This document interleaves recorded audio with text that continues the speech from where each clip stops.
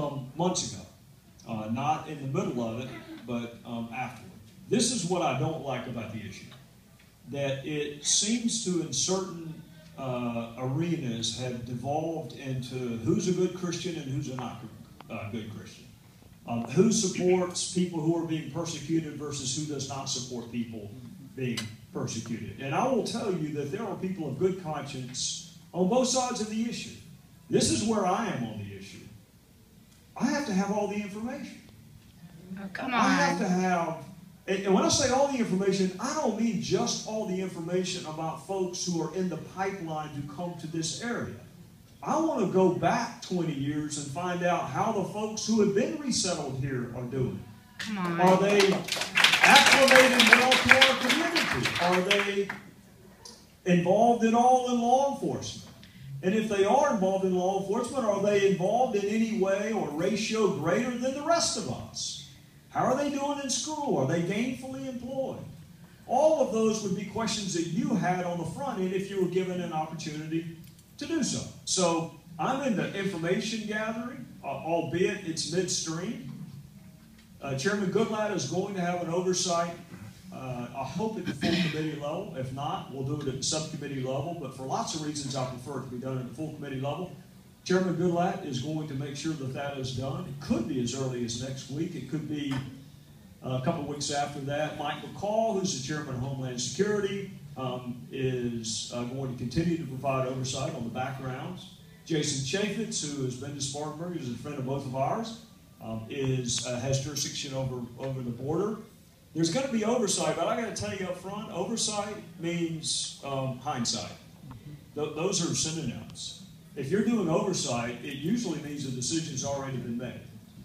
So what I want us to do is be involved on the front end, and we were 2 weeks ago. Senator Grassley, Senator Sessions, Chairman Goodlatte, and myself met with John Kerry for what is statutorily required, which is a consultation. Not permission, he has to consult with us. And it could not have been more clear. Senator Sessions and Senator Grassley said, do not announce any enlargement of the numbers of refugees without coming back to us. Well, he did it. And he did it because he can do it. Well, the state can stop it. The state can say no. You could say no. You could encourage people to say no. If you don't have enough information... You'll have to take that up with the state. If you don't have enough information, it should stop.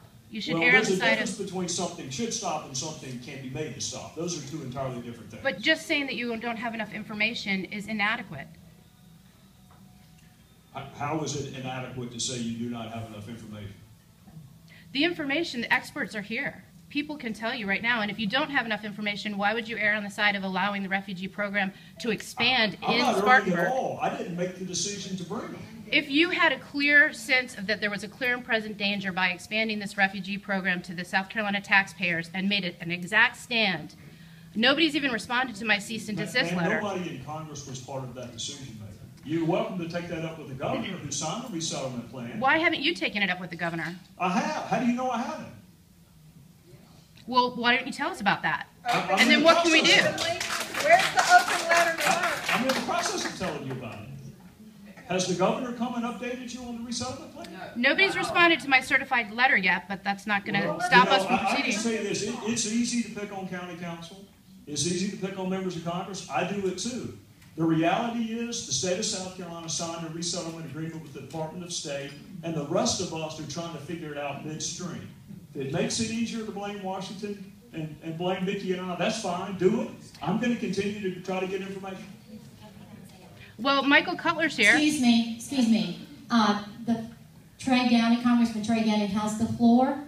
Please request that you respect him, that we do not interrupt him. There will be times for questions at the end. Thank you very much for your cooperation.